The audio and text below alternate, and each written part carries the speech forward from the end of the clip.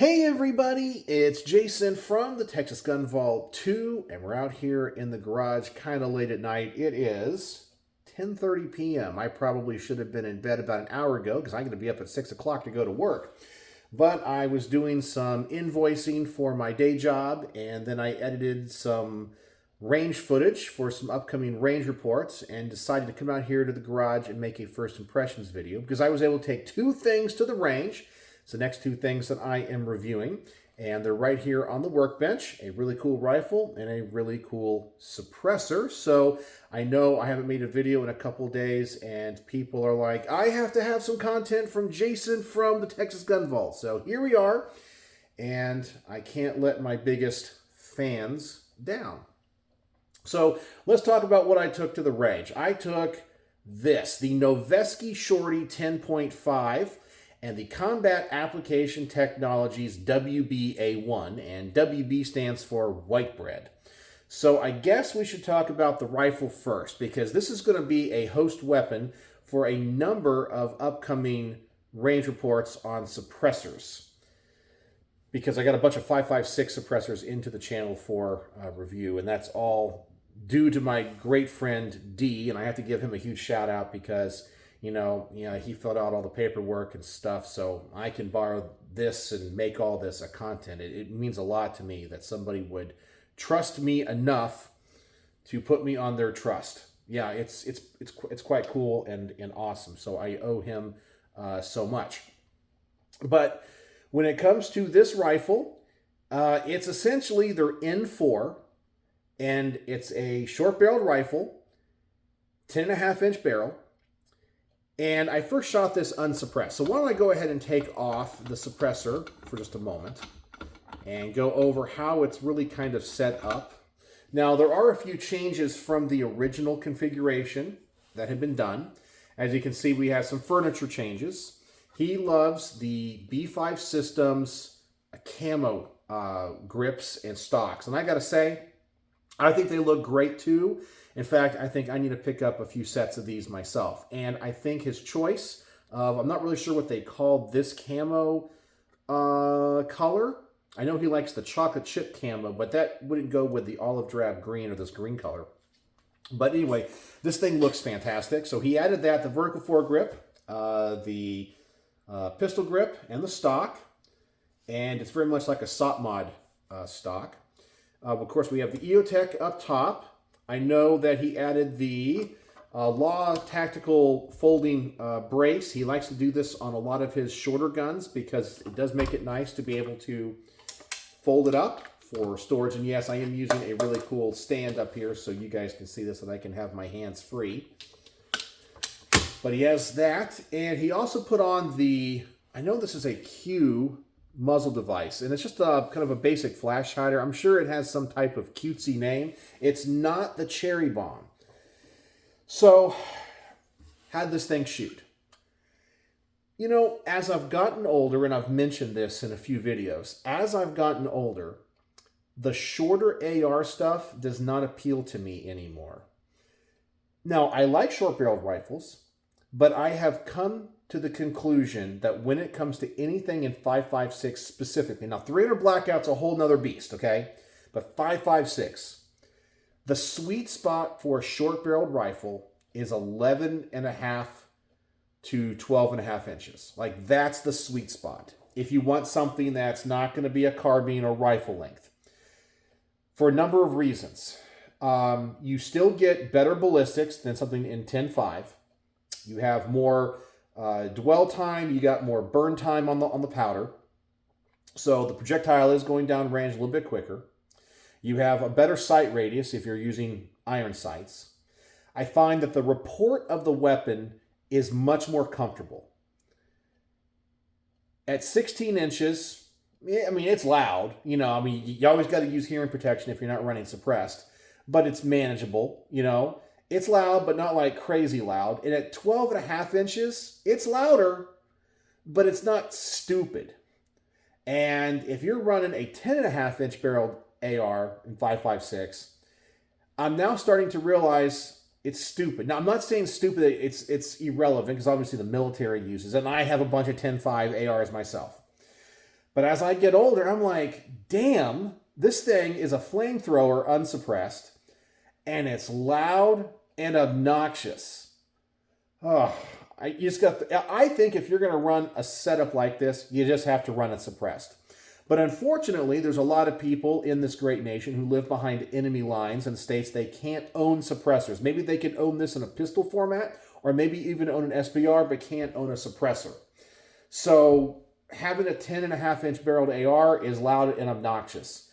And I just don't like it as much as I used to. When I first got into NFA stuff, I thought it was the bee's knees. You know, I wanted the shortest thing you possibly could. And of course, that's just youth and inexperience. And now that I'm older, I think I'm a little bit more experienced behind the triggers of all these awesome guns. And I'm like, 10.5 inches, a little bit too short. Give me 11.5 to 12.5 inches. And it just makes the whole shooting experience, I think, more palatable. It's more fun. And you don't even add that much to the overall length of the firearm. So, unsuppressed, loud and obnoxious, and it's heavy. So, Noveski uses billet uppers and lowers, and I find that these typically are just too heavy. Anytime I think you go for a short-barreled rifle, you really are not only trying to get a more compact package, you are trying to cut weight. And you can cut a lot of weight. Because if this is really designed for CQB, you probably want a lightweight package. And I find that this receiver set, this handguard, because it's billet, it's thick, it's durable. You hold this thing and you go, okay, that's quality. The downside is with the quality feel is it's heavy. Not that it's like, oh my gosh, it's so heavy, kind of thing. But you go, man, I have shot lighter and more agile SBRs than this. This is going to be, to me, this is a go-to-war SBR. I could see militaries and police departments using this. But as a civilian, if you said, hey, I want something to defend my home with, or I want something to go to the range with, I might go with something that has forged receivers, not billet. Something that's lighter. I just find those to be a little bit more fun. But it's heavy. And of course, we have the EOTech. We got the Law Tactical folder on it. But nothing else really adds that much weight. But it's a heavy gun. So it's loud and obnoxious. And it's heavier than what I would want it to be. Now, in the accuracy department, it's a Noveski. This thing shoots great. You can't miss with the thing. And due to the extra weight, you have very little recoil impulse. So, as it sits unsuppressed, it's cool. The build quality, off the chart. I would give the build quality of this thing 5 out of 5 stars. Noveski builds some of the best stuff. From a quality standpoint, you cannot get a better AR. I would put this up in the S tier of ARs, okay? That's just the quality you get and should expect from Noveski.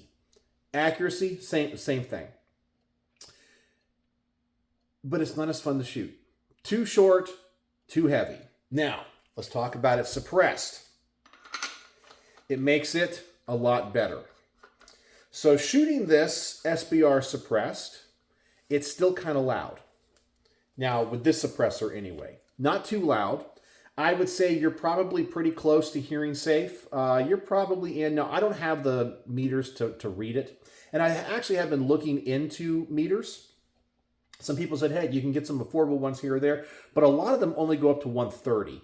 And when I do rifle suppressors like this, I know they're going to go up to at least like 137, 135, 138. And I need something to go up to 140 and above. So I haven't found the right setup yet. But I would say this thing is probably on the higher end of hearing safe. You probably would not want to listen to it and shoot it without hearing protection for too long. It's pretty close to that OSHA limit. It's also a gassy gun. Now, that's not a bad thing because, as I've mentioned before, I have had a lot of trouble running DI guns suppressed that are designed to be suppressed because often they try to make the feel of the gun be as light as possible, so they try to perfectly tune the gas system, and often I find that the gas ports are simply too small. And this does not have an adjustable gas block. I mean, maybe, no, it doesn't. It's just, no. And I double checked that before. It's just a standard old low profile gas block. No, it's just what it is, but it's gassy. Very gassy. Not uncomfortably so, especially suppressed. I'm going to expect that gas, coming back through the action. But it runs very reliably because it's gassy. So that's something to expect with this gun. I kind of feel like I'm not sure what the audience is for this firearm. If it's for the military, I think it's too... Okay, don't get me wrong on this. I think the marketing is funny and cute. You call it the Shorty, and they have all their other ones, the Ghetto Blaster and so forth. And Q has like the Honey Badger. It's all these cute, funny names, the Jumbo Shrimp, the, Half Nelson, all that kind of stuff. I think having stuff named like this doesn't go over well with military and police departments. I mean, when you have to file a report or something happens and they're like, yeah, all the police at our department are carrying the Noveski Ghetto Blaster. That's not really a good image that you would want in public. So it kind of limits that. Does that make any sense? That's why I think Knight's Armament does such a good job. Their model names are generic and boring. Like their suppressor, the NT4, or it's the SR15. Like, it's very nondescript. They're not trying to be cutesy with it. So I think this is really marketed towards civilians more than military and police. Not saying that we're not trying to go after contracts with it. But it's too heavy, too loud when you can get something lighter. It is super accurate, but I think it's actually too accurate for like CQB and home defense. I mean, they put a lot of work and time into fine-tuning this barrel. And for the most part, I don't think you're going to be using this rifle out to extreme long distances. Not that you can't. It's just like, man, you get a lot of accuracy in a gun that you're probably going to run at the range at 100 yards and less. Or run in a defensive carbine course. I'm not really sure who the market is. It's kind of has 1 foot in the military world, kind of 1 foot in the accuracy, I don't want to say DMR world, but it's a very accurate gun. It has 1 foot in the home defense world, civilian world. And there's things about it I like, but I'm not really sure what it's trying to be. So tell me what you think. And that's just kind of my, as I said, first impressions on this. This is not a review, okay? But besides that, it ran great. I really have no problems with it. It does everything I would expect it to. Comfortable gun to shoot. Trigger in it, and this is something I'm going to have to double check and see if it's the stock trigger. I think it is. I need to ask my friend D. I know it's a 2-stage trigger in this, and that also might be something in the way that this is set up that makes me wonder kind of what they're going for. If it's not the stock trigger, I'm going to give it a pass. If it's the stock trigger, you have this really accurate, and let me tell you, it feels great. If you like double-stage triggers, 2-stage triggers, this one's awesome. I mean, the way that you can stage it for longer, amazing. For home defense, duty, practical shooting, it doesn't feel good. I kind of like single-stage triggers for that type of shooting. So I don't know. Jury's kind of out on this one for me. But it will get high marks because it shoots so freaking good.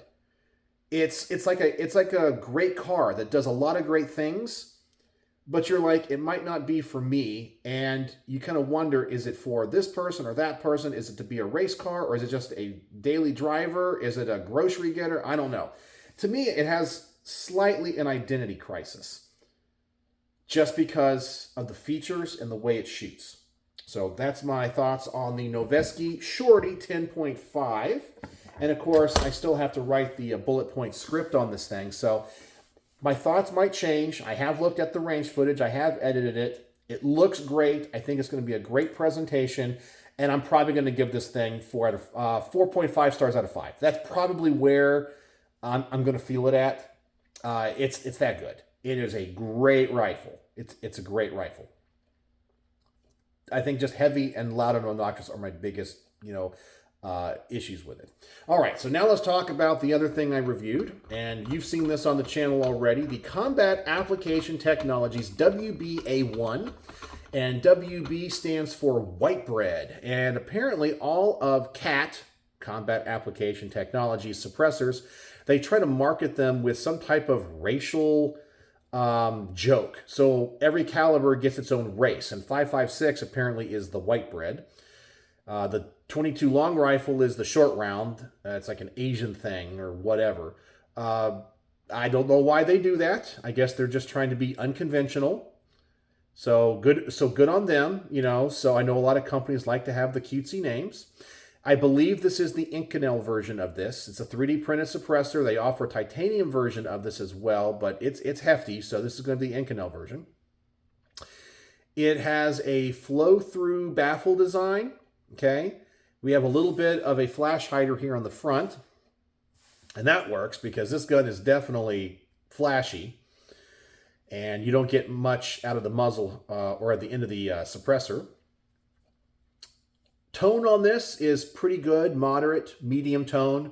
It does have quite a bit of gas blowback. I mentioned this is kind of a gassy gun, and I think it's a perfect host for the suppressors that I'm going to review because of that.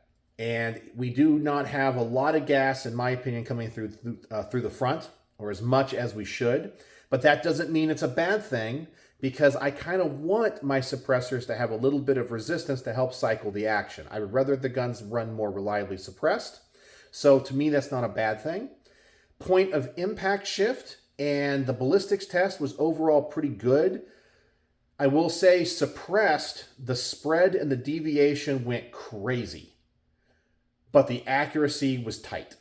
So for some reason, this gun unsuppressed shot really well. Standard deviation was like really close together. And when I put the suppressor on it, it was wild. Like huge. Is it the suppressor? I don't know. Sometimes I'm amazed by how the different baffle designs really change things up. And I just report the data and what I experience and let you guys kind of make your final choices and decisions on what's best for you. I kind of feel like the suppressors with the flow-through baffle designs and the low resistance designs typically, not all, typically screw with the ballistics a lot more. Because I think that as the projectile enters the suppressor and some of that gas begins to be siphoned off, that is pushing the projectile, gets siphoned off, it does something with it. And maybe the baffles and things internally, in fact, you could even see on this flash hider, like internally on that flash hider, well, maybe not. It has like grooves inside of it as well. And maybe that does something. Maybe it like destabilizes the bullet just slightly, does something to the spin. I don't know. But it was still an accurate suppressor. It only changed the point of impact a little bit, and the group was still tight. But let's talk about the big issue I had with this one. And you can probably already tell that the finish on this is burnt. I mean, it burned off. This suppressor got hotter than any suppressor I have ever reviewed. And it has two things going against it when it comes to heat. Because I always test heat, especially for safety and safety of yourself, you know, like when it comes to putting the rifle over your shoulder, you know, you don't want to burn your leg or your arm. But also erosion, because heat is the biggest destructor of suppressors. This thing measured at 760 degrees after one single mag dump.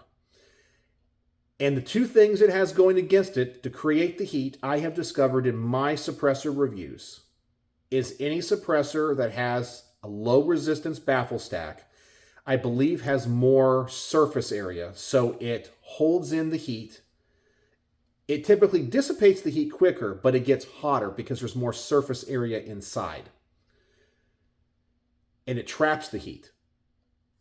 but also it's made of Inconel, which is a very durable material. They use it in the aerospace industry when it comes to like rocket engines, jet engines, and the like, because it has such a high heat resistance. Sorry guys, it is a little bit hot out here and I am a little bit tired. So I'm stumbling with my words here. But take a look at that finish. It burnt right off. And this is something I am disappointed with, because if you are going to build a suppressor and you are going to Cerakote it, you need to use the high temp stuff. There's two types of Cerakote or gun coat, depending on the company you want to use. They got the regular stuff, and you got the high temp stuff. And one I think is air cooling, and one you have to be baked on. And I forgot which one. I don't do Cerakote. The regular stuff can be used up to like 600 degrees, and the high temp stuff can go up to like 1200 degrees. I don't think it's as scratch resistant, but it can handle the heat so much better. And if you are going to Cerakote a 556 suppressor, you have to go with the high temp stuff. And they obviously did not. And of course, I always take care of everything I have into the channel for review. So I hope my friend D is not going to be upset with me. I did not try to like do a meltdown with this or any of that. It was just one mag dump. And look at that. Actually, I kind of think it looks cool in a way, because it kind of matches the furniture. It kind of has like a camo look to it. But man, if you are OCD, that finish is going to burn right off. Like in one range trip, the first time it's out there. And I remember when I first shot it and I saw the finish smoking, I'm like, oh crap. And it didn't wipe off. Yeah, they used, in my opinion, the wrong Cerakote on this. So I do have to kind of ding them on that one, because they could have used the high temp stuff and it would last and look a little bit better. But if you like this look, like the used worn look, I think it'd be fine. So I hope D is not going to be too upset with me. But yeah, it gets hot and it kind of stays hot. It fails the heat test, because after 5 minutes, I expect it to cool off halfway. And after 5 minutes, the suppressor was at like 375 degrees. So it gets hot and it retains the heat over time. So you really have to wait a long time before taking it off the gun to put it in your range bag. Otherwise, you might melt something in your range bag or the range bag itself. And you definitely need to make sure you have like an oven mitt to try to handle it, because it's hot. And I don't know how that's going to affect the internal erosion. Probably with Inconel, it's not going to be too bad. But safety-wise, you got to be careful with this one because of the heat. So there you go. That's my first impressions on the Noveski Shorty 10.5 and the Combat Application Technologies Shorty 10.5. No, I'm terrible, guys. I'm so sorry. You can see how tired I am. Combat Applications WBA1. White bread. Man, you guys are going to have to forgive me on this one. It has been a long day. I was up at like 6 o'clock this morning. It's now almost 11 o'clock at night. And I got to go to bed and be up at 6. So anyway, there you go.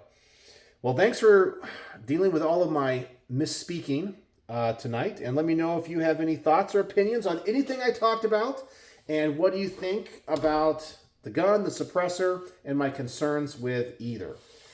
So if you like to participate in the word of the day is going to be, I don't know, tired. Tired is the word of the day, because I am tired and I made a lot of mistakes tonight. So there you go. So thanks for joining me here in the Hot Garage. And as always, thanks for watching.